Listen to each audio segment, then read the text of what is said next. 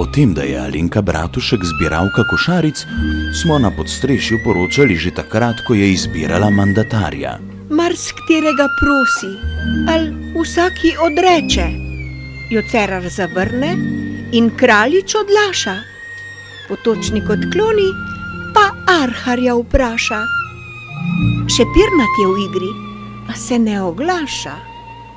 Čas pa mineva, se rok približuje, v grlo ji teče voda vse huje. Nadaljevanje poznate.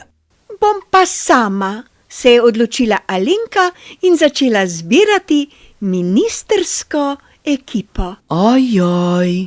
Bolje poroka brez dote kot dota brez poroke, je sklenila hrabra Alenka in v sredo pozno zvečer 11 je odbila ura in čez, ko jela je zbirat snupce zares. Je Karl pripravljen in Igor že čaka. Nazadnje še Gregor do nje prikoraka. In potem se je začelo. Ojoj.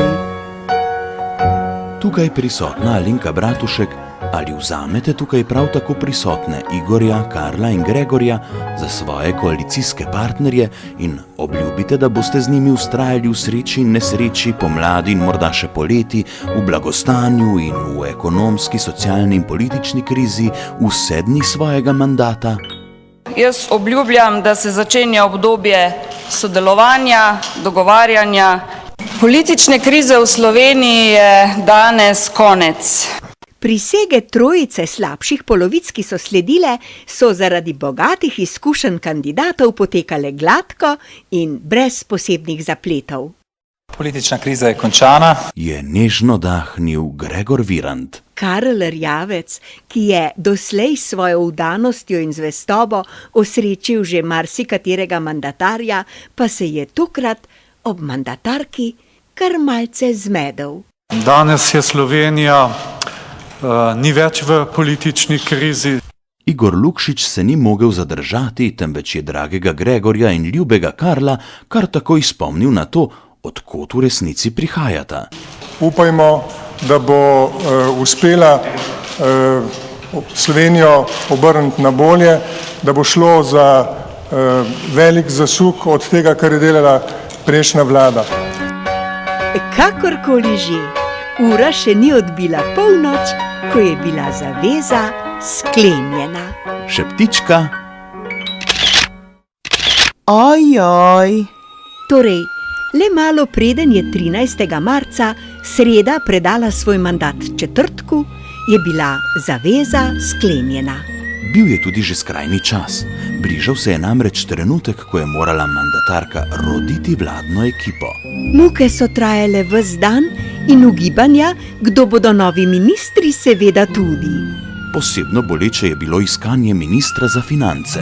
Uradni viri pravijo, da je dobila kar 16 košaric, neuradno pa se govori, da jih je bilo celo 17. Slednje je sicer zlobno natolcevanje, kajti sneženi mož, ki ga je kot 17. nagovarjala za vstop v vlado, bi morebiti celo pristal, če ga ne bi že prej pobrali prvi pomladni sončni žarki. Ojoj. Končno je še v zadnjem trenutku izvlekla iz finančne luknje NLB nekega čuferja. In vlada je bila rojena. Malce nedonošena, pa kaj za to? Važno je, da smo se znebili Janeza Janše. Bodoči kmetijski minister Dejan Židan je prepričan, da bo ob ustrezni negi in dognojevanju novorojenka lepo rasla in se razvijala. Še zlasti seveda, če ji bo na voljo dovolj različnih subvencij. Bodoči kmetijski minister Dejan Židan verjame celo, da je Slovenija dobila eno najboljših vlad doslej. Še čudno, da ni napovedal, da bo to najboljša vlada vseh časov. Ojoj.